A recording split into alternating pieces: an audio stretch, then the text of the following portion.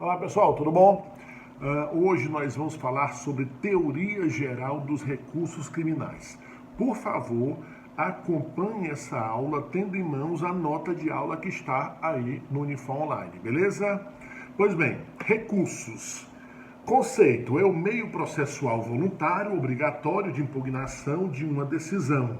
Vejam aí, voluntário ou obrigatório, que a gente vai ver mais à frente, ou seja, porque existe um recurso de ofício, que é o recurso obrigatório, e o recurso voluntário, que é aquele que é proposto pela própria parte interessada. Utilizado antes da preclusão, apto a propiciar um resultado mais vantajoso na mesma relação jurídica processual, decorrente de reforma, invalidação, esclarecimento ou confirmação. Em resumo mesmo, recurso é o pedido de reexame e reforma de uma decisão judicial. Ou seja, a parte incomodada com a decisão pode contra ela recorrer. As razões da existência do recurso, as razões filosóficas, seriam basicamente a questão da falibilidade humana e o conformismo, aliás, o inconformismo natural do vencido, ou seja, é natural, é absolutamente compreensível que quem perdeu a demanda fique insatisfeito, fique inconformado. E é possível também que quem julgou por ser falível tenha se equivocado. Por isso é que se permite que uma nova instância reaprecie aquela matéria que foi julgada em primeiro grau, certo? Lembrando que alguns recursos são diretamente para a própria pessoa, para o próprio órgão que já proferiu a sentença. Mas, em regra, a decisão ela é proferida por um órgão e o recurso vai para um órgão superior.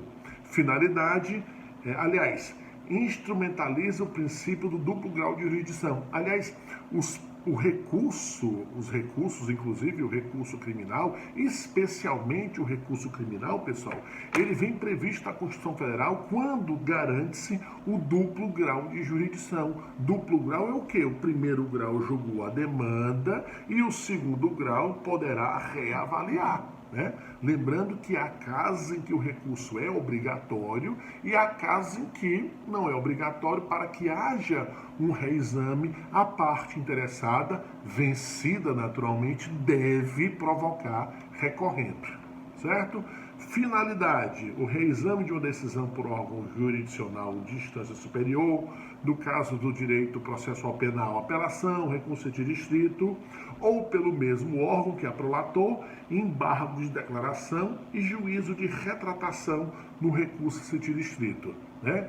Como eu disse, a finalidade é reexaminar.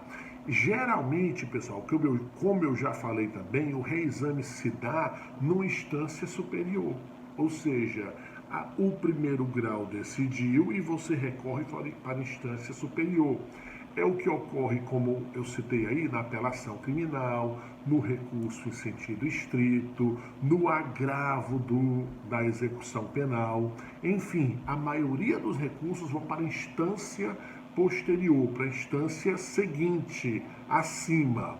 Eventualmente, o recurso vai ser dirigido pelo próprio prolator da decisão. No caso dos recursos de embargo de declaração, onde o juiz vai aclarar a sua decisão, ou seja, é o próprio juiz que deu a decisão que irá, digamos assim, declarar, aclarar, né, deixar claro o que foi que ele decidiu, ou então no juízo de retratação previsto no recurso de distrito. A gente vai ver numa aula específica que o recurso em sentido estrito, ele tem uma característica muito peculiar. Antes de subir para a instância posterior, superior, para o órgão adquém, o juiz de primeiro grau deverá reanalisar a sua decisão. Ou seja, o juiz decidiu, tem um recurso de distrito, volta para o próprio juiz para ele decidir se mantém ou não. Se ele mantiver, aí é que ele manda lá para o segundo grau. E a gente vai ver que é característica do recurso de distrito o juiz poder voltar atrás da sua decisão. Classificação. E aqui, pessoal, a gente vê uma aula informações absolutamente doutrinárias, teóricas, né? A classificação dos recursos, aí quanto à fonte, são os constitucionais que você vê aí no recurso extraordinário que vai para o Supremo, o recurso especial que vai para o STJ, os legais que são aqueles previstos em lei, apelação, recurso em sentido estrito, embargos de declaração, carta testemunhável, agravo em execução, lembrando que o agravo em execução está na LEP, na Lei de Execução Penal. E regimentais quando encontram-se nos regimentos dos tribunais, né? Aí você vê aí o agravo regimental. Nós temos quanto à iniciativa, os voluntários, que é a própria parte que inconformada recorre, e tem os necessários, em que o próprio juiz submete a sua decisão à apreciação do órgão superior, né?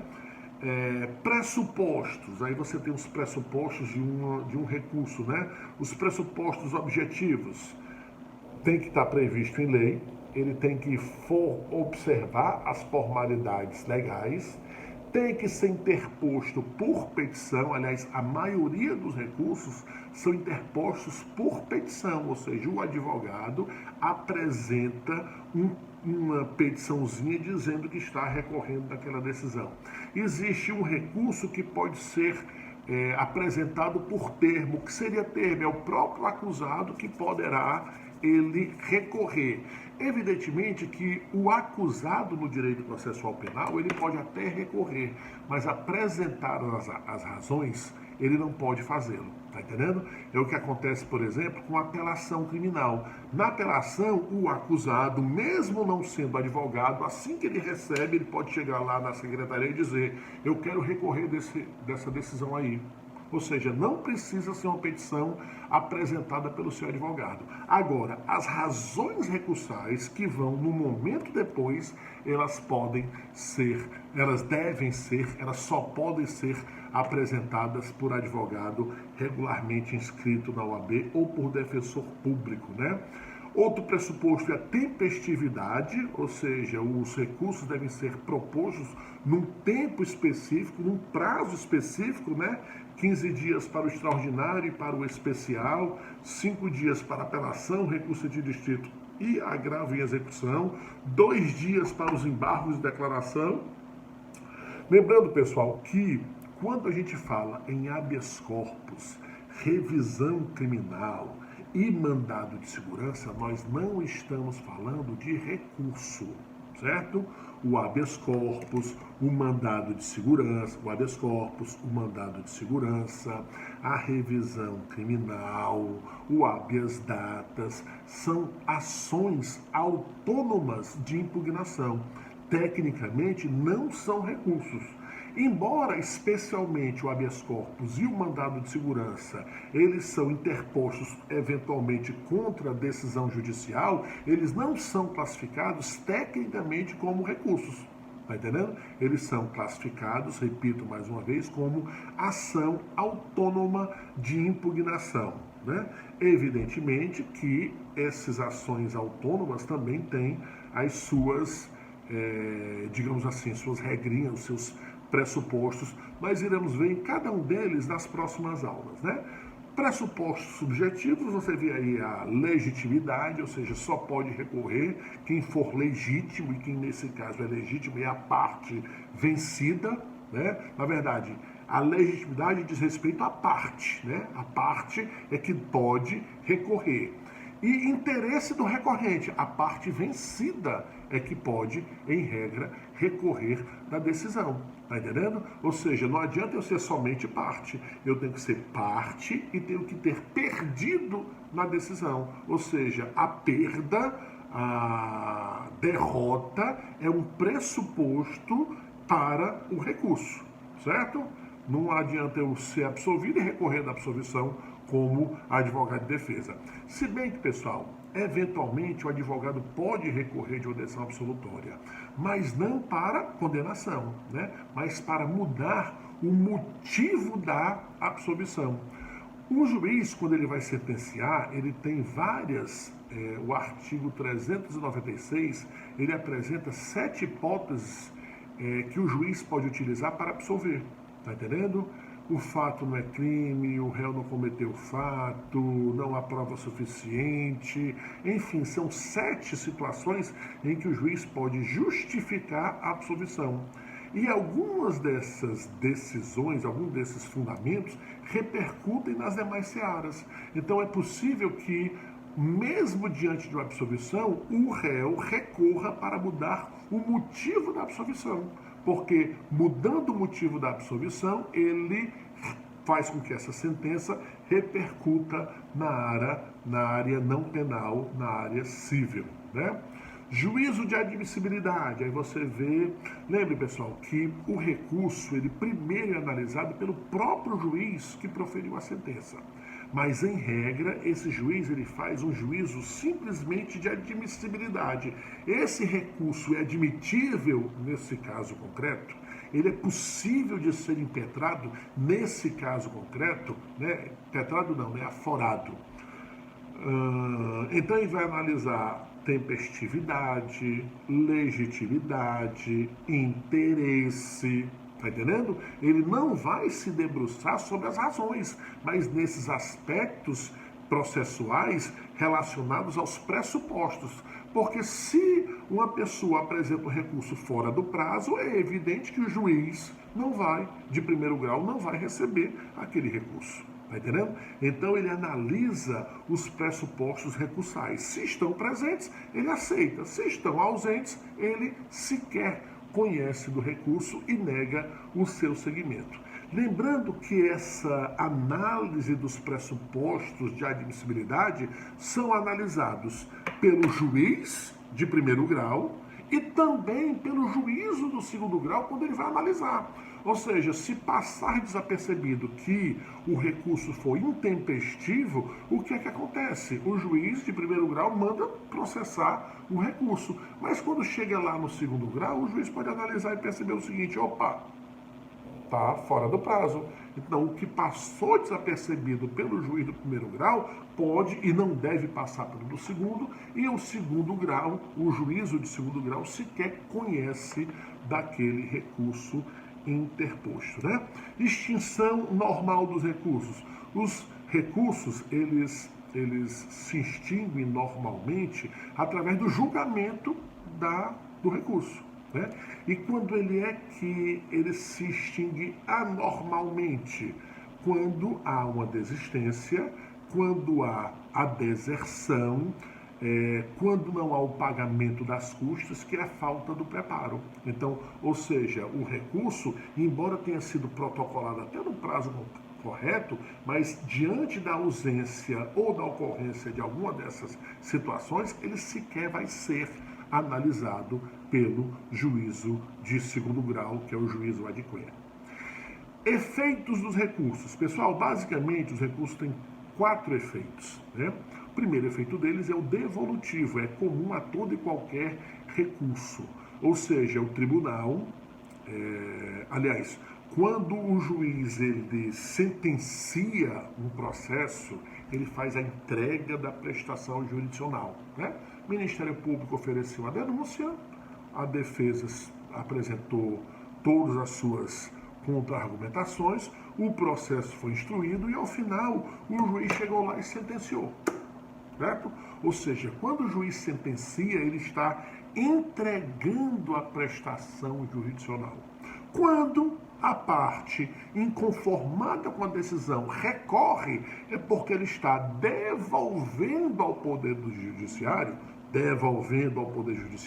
o reexame daquela matéria. É por isso que se chama de efeito devolutivo. O juiz entregou a prestação jurisdicional, a parte inconformada recorre, devolvendo ao Poder Judiciário a análise daquela demanda. Certo?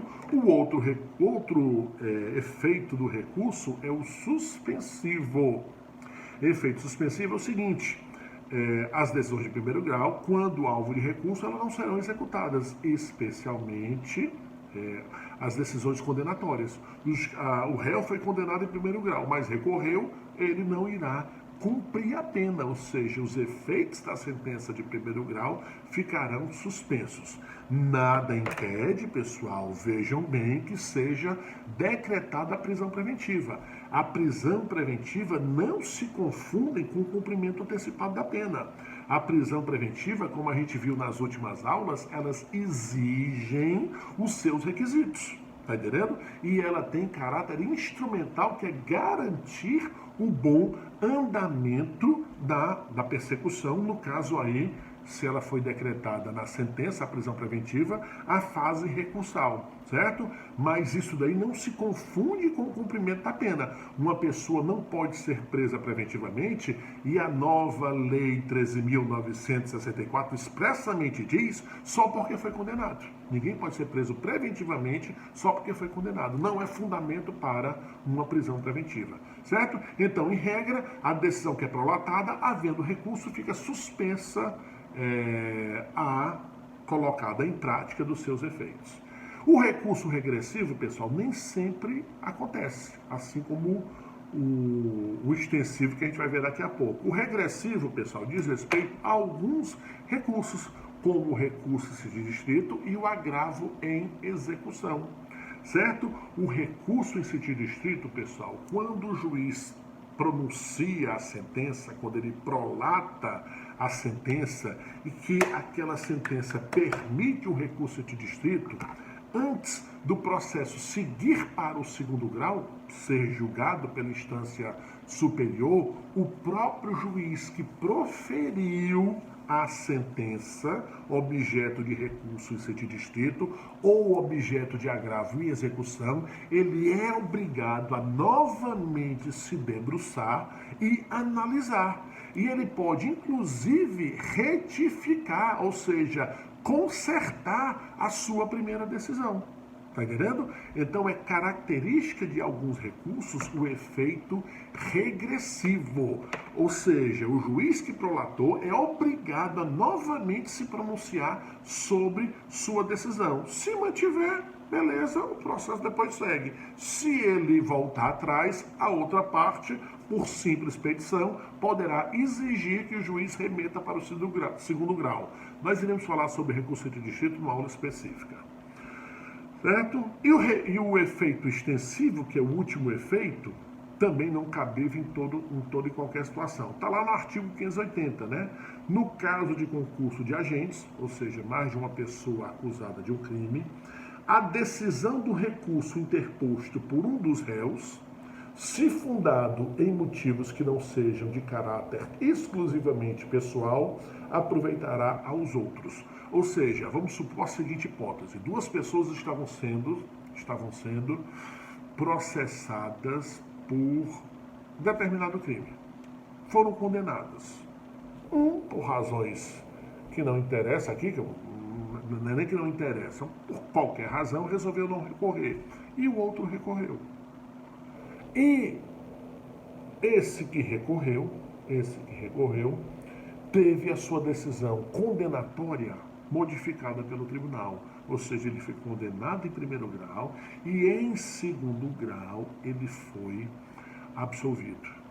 Veja só, se a decisão obrada no recurso, a decisão feita no recurso, ela não tiver sido tomada levando em consideração características exclusivamente pessoais, a decisão para aquele que recorreu deve ser estendida para aquele que não recorreu. Está entendendo? Agora, se por um acaso esse só foi absolvido por circunstâncias especiais, vamos supor que ele tenha sido absolvido porque ele alegou em segundo grau a inimputabilidade por doença mental. Nesse caso, a sua absolvição, uma absolvição imprópria no caso, só aconteceu em virtude de uma característica pessoal que é só dele. Está entendendo? Naturalmente não vai repercutir em relação àquele que não recorreu, né? Por isso é que se diz, o efeito extensivo, o que não recorreu tem que estar na mesma situação, né, pessoal daquele que recorreu, ok? Para que haja a extensão de benefício. Reformatio impégios. O que é, pessoal, reformatio impégios? Na verdade, o Código de Processo Penal utiliza a regra da ne reformatio impégios. Não pode recurso para piorar, certo? Basicamente, significa o seguinte: se houve recurso exclusivamente da defesa, o tribunal não pode piorar a situação do réu. certo? É tipo assim, o réu foi condenado a 5 anos. Só a defesa apresentou recurso contra aquela condenação. O tribunal chega lá e analisa. Realmente, essa sentença estava errada. O réu deveria ser condenado a uma pena maior do que 5 anos, e não só 5 anos. Não, isso não pode fazer. Se o recurso for exclusivo da defesa, o réu não pode ter a sua situação piorada. Ou seja, ou mantém ou melhora. Tá entendendo? Agora, lembre-se, pessoal, que uma decisão ela pode ser alvo de recurso tanto da acusação quanto da defesa. O réu foi condenado a 5 anos, como eu disse. Tá entendendo? Dessa condenação, a acusação recorreu porque queria aumentar a pena. E a defesa queria ou diminuir a pena ou absolver. Nesse caso, se o tribunal entender que era o caso de uma pena maior, ele pode decretar, ele pode decidir piorando a situação do réu. Por quê? Porque nesse caso, nesse exemplo, houve recurso da acusação, certo? A reformatio in pejus, pessoal, é o seguinte, indireta, né? A reformatio in pejus indireta é quando, por exemplo, o réu foi condenado a uma pena de 5 anos, a defesa recorreu e alegou a preliminar de cerceamento de defesa. O tribunal chega e reconhece que houve o cerceamento de defesa. Beleza. E manda o processo ser refeito a partir do cerceamento, que foi reconhecido pelo tribunal. O processo é refeito e na hora da sentença o juiz quer aplicar uma pena maior do que aquela pena originária. Não pode. Uma sentença que estabelece uma pena, ela estabelece também o limite máximo da sentença. Tá entendendo? Se aquela sentença for anulada por questões processuais, se o juiz for dar uma nova sentença, ele fica limitado àqueles 5 anos. Porque se ele pudesse dar uma pena maior, seria uma reformatio in pejus indireta. O réu recorreu, provou que houve cerceamento de defesa, o processo desceu em virtude de um recurso da defesa e o juiz sentenciou de novo, condenando uma pena maior. Não pode, reformatio in pejus, indireta, mais reformatio in pejus. Com relação à reformatio in melius, que é reforma para melhor, pode sim, num recurso da acusação, se o tribunal entender que o réu era inocente ou merece uma pena menor, mais reduzida, ele pode decretar a absolvição ou pode impor uma pena reduzida, ainda que não tenha havido recurso da defesa. Certo? E por último, o recurso de ofício, recursos de ofício ou necessários. Não é isso? O recurso de ofício, pessoal, é quando o próprio juiz, na verdade não dá nem para dizer que seria recurso de ofício. Porque recurso é quando quem está inconformado diz assim, eu quero uma nova decisão sobre esse caso. E é claro que um juiz que sentencia e depois submete a sua decisão ao 2º grau, ele não está querendo que a sua decisão seja reformada. Ou seja, é inadequado, é atécnico chamar essa situação, né, essa remessa ao 2º grau de recurso de ofício, mas comumente se chama assim. Alguns tribunais utilizam a expressão remessa necessária, ou seja, o juiz decide e ele submete a sua decisão ao órgão posterior. É a lei que manda, não é o juiz que escolhe fazer isso em qualquer recurso não, certo? Na prática, na verdade, aliás, os recursos eles estão na sua maioria interpostos porque quem tem interesse, que é geralmente o vencido. Fui vencido, tenho interesse, vou lá voluntariamente recorrer daquela decisão, certo? Hipóteses de recurso de ofício, que eu prefiro chamar de remessa necessária, né? A sentença que concede habeas corpus, portanto, de 1º grau, quando é sentença, né? Quando o juiz de 1º grau concede um habeas corpus, ele tem que submeter a sua decisão ao 2º grau. Decisão concessiva de reabilitação, né? Quando o preso ele cumpre a pena, depois ele é decretado reabilitado, tem que haver a confirmação pelo 2º grau.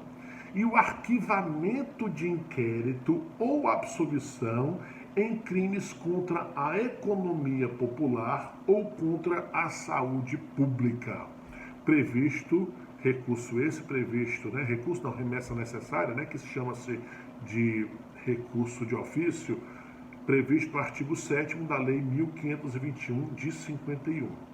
Há um recurso que foi revogado, pessoal, é o do 574, inciso 2, né? Com o advento da Lei 11.689 de 2008, passou a ser considerado revogado tacitamente esse dispositivo, né? Pois incompatível com a nova absolvição sumária no Tribunal do Júri.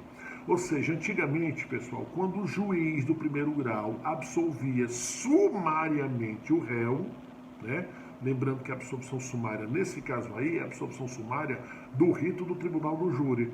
O que é que o juiz fazia? Ele submetia aquela sua decisão à análise do Tribunal de Justiça. Agora não existe mais essa possibilidade. Contra a sentença de impronúncia ou de absolvição sumária, cabe única e exclusivamente apelação criminal. Recursos esses que só podem ser interpostos de maneira voluntária e nunca pelo juiz, através do recurso de ofício ou da remessa necessária, como eu gosto de chamar. Certo? Então, pessoal, essa aqui foi uma aula introdutória sobre recurso, tanto é que o tema é Teoria Geral dos Recursos. Nas próximas aulas, eu irei falar de cada um dos recursos, pelo menos dos mais importantes, né? Falando do cabimento, da forma de interposição, do prazo, se tem ou não juízo de retratação. E é justamente o que a gente tem no restante dessa nota de aula. Um resumo, um suprassumo do resumo do que há de mais importante em cada um dos recursos e também nas ações de impugnação. Beleza? Então até o próximo encontro. Divirtam-se bastante. Eu tô com muita saudade de vocês. Sério, tô mesmo. Essa quarentena tá uma bosta.